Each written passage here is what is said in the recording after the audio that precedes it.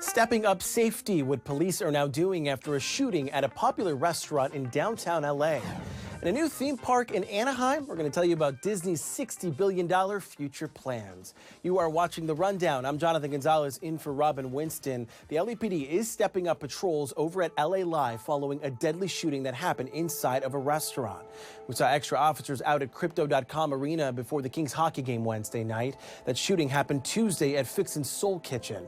Police say a masked man walked into the restaurant, shot and killed a customer, and then took off. Detectives believe this was a targeted attack, but are not saying how the two men knew each other. People visiting the area Wednesday night told us they felt safer with extra officers around. Am I afraid? No, because I know our boys in blue are out here protecting us as best as they can. Can you be everywhere? No. But can you be vigilant? Yes. Fixin's restaurant says it is also taking immediate safety measures to make sure that customers there feel safe. A large sewage spill has shut down a stretch of coastline over in Laguna Beach. The Orange County Healthcare Agency says a break in a sewer line caused more than 94,000 gallons to spill. The closure starts at Laguna Avenue and ends over at Blue Lagoon. Surfers and swimmers all being told to stay out of the water. That bit of rain we got Wednesday brought a remarkable sight. Look at this double rainbow seen from Hollywood to the San Fernando Valley. It was stunning out there. And then look at this view, the double rainbow over beautiful Dodger Stadium. It also happened to be the birthday of the late legendary Dodgers announcer, Vin Scully. The Dodgers posted a rainbow over Dodger Stadium for Vin's birthday. All right, let's take a look at the forecast now as we head into the weekend. Here's meteorologist Belen de Leon. The weather will continue to be cool through the end of the week. The rain chances are going down, but the winds are going to be picking up. So I've got some gusty conditions expected on Thursday, Friday, and even into Saturday morning, especially through the I-5 corridor. These winds on Friday are going to be strong around the San Fernando Valley. Winds will be reaching the LAX area, even out towards the South Bay. The gusts at times could get up to 55 miles per hour. That will cause some difficult driving, and it could also blow around any loose outdoor objects. Keep in mind those Christmas decorations and make sure they're secure. Temperature-wise, we're still cool and below normal through the weekend. We'll have 60s, but next week, temperatures are warming up and the weather will be drying out. We'll have 80s by the middle of the week. Well, tributes are coming in from around the world for former Secretary of State Henry Kissinger. He passed away Wednesday at the age of 100. The daughters of President Nixon and Kissinger helped produce a generation of peace for our nation. Former President George W. Bush said he had one of the most dependable and distinctive voices on foreign affairs. Kissinger had a reputation as a skilled diplomat, but he also received sharp criticism for many of his decisions, including his role in widening the war in Vietnam. He was born in Germany, became a U.S. citizen, served in World War II, and earned a Ph.D. at Harvard. Kissinger was awarded the Nobel Peace Prize and the Medal of Freedom. He once told Barbara Walters he had no regrets. He said it may be one reason why he's at peace with himself. Now turning to the Israel-Hamas war, more than a dozen hostages were freed Wednesday, including an American, Liat Bianin. She's 49, a mother of 3. Her family in New York was overjoyed to hear the news. I started screaming. I was at work and I started screaming. My biggest hope is that she finds a way, to recover from this. The family is now hoping that Bianin's husband, who was also kidnapped by Hamas, will be released soon. It's believed 145 people are still being held hostage. New data shows hate crimes are trending in the wrong direction in LA County. According to a report from the LA County Commission on Human Relations last year, more than 900 hate crimes were reported across the county.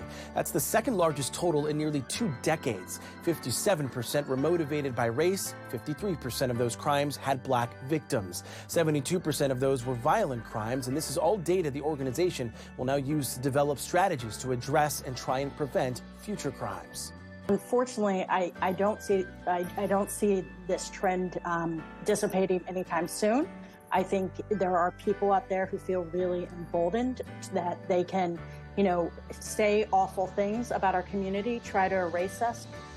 Last year, there were 44 anti-transgender crimes. Religious hate crimes also increased by 41%.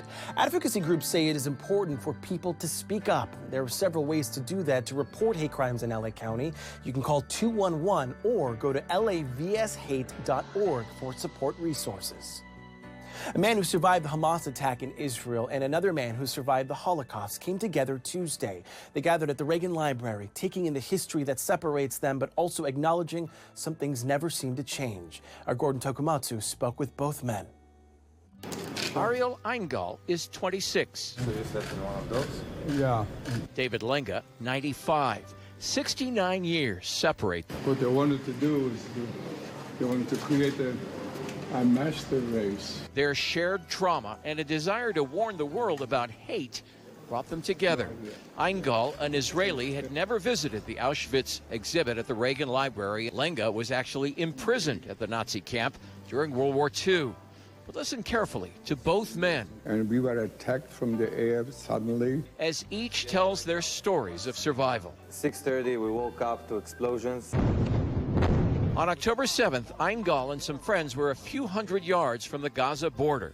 He saw the Hamas attack with his very eyes. They shot hundreds of rounds in our direction. He lost friends that day and will never forget the carnage.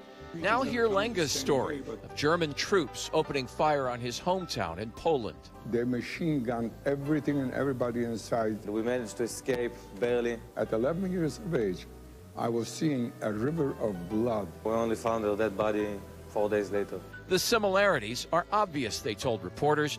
Decades have passed, but the Jewish people are united once again in grief, targeted, running for their lives. It's just unbelievable how history tends to repeat itself. We're seeing it right now, right here. They are happening again. But then again, there's hope. Both men said they still have it, even after everything that's happened. Hope, they told us, that hate can still be defeated through exhibits like this one, through accounts like theirs, and Jews and non-Jews alike fighting it whenever it rears its ugly head. At the Reagan Library in Simi Valley, Gordon Tokumatsu, NBC4 News. Now, a San Bernardino police officer is under investigation after making an arrest. There's cell phone video that captured a man face down on the street Monday with two officers on top of him. One of those officers is accused of punching the man in the head at least 4 times and then kneeing him in the head at least 3 other times. The department says this all started when officers spotted a stolen car with no plates. That traffic stop then turned into a chase, which ended in a crash. Again, one of those officers is now under investigation for his conduct as they took that man into custody. The city's police chief said in a statement, if mistakes were made, swift action will be taken. 5 years after the mass shooting at Borderline Bar and Grill in Thousand Oaks, the bar has been torn down. 12 people died here in 2018. Officials say the demolition permit was issued to the owner months ago. There are no plans for any future development.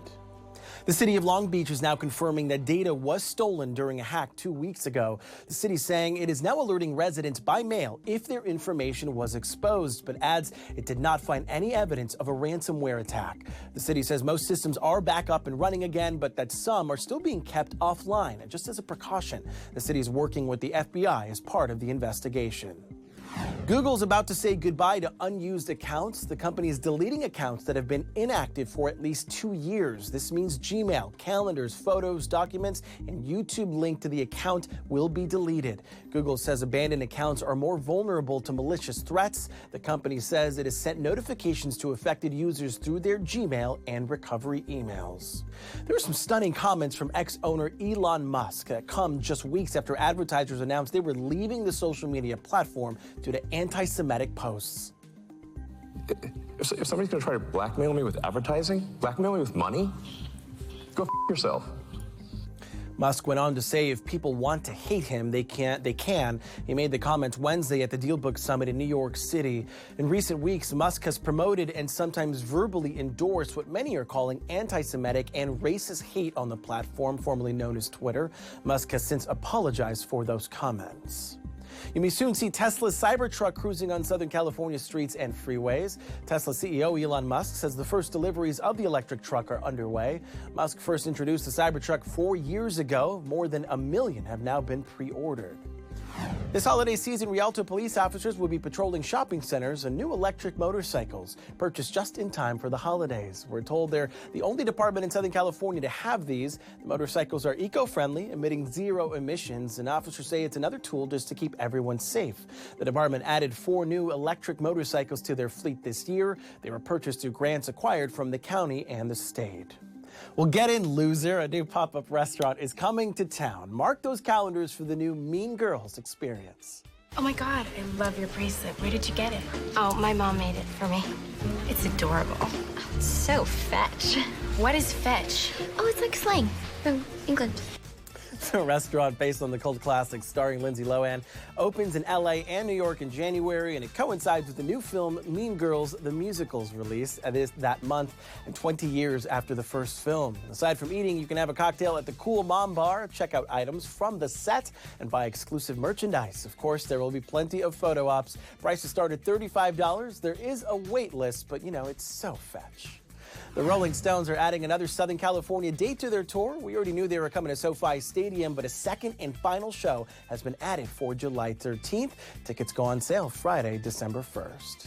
A new theme park might be coming to Anaheim. Disneyland's chairman says they have enough space for another theme park. The Hollywood Reporter says the chairman made that announcement during a town hall meeting with employees. And the head of Disney, CEO Bob Iger, told workers that expanding their theme parks will be one of his top priorities next year. Disney recently announced plans to double its investment in theme parks as well as cruise ships. They're looking at spending $60 billion over the next 10 years. Well, they already have foot-long sandwiches, but now Subway is going to be serving up 12-inch cookies. The sub chain announced that it will add foot-long cookies to menus nationwide early next year. But before that rollout, they're handing out the dessert for free at select locations next Monday, which also happens to be National Cookie Day. However, we will not be able to get them here in California yet. But customers in Chicago, Dallas, Miami, New York, they'll be able to go and snag one. Subway first released the foot-long cookies last year at a special pop-up in Miami. Remember, you can always get news, weather updates on the NBCLA app and our website, NBCLA.com. We want to thank you so much for watching The Rundown.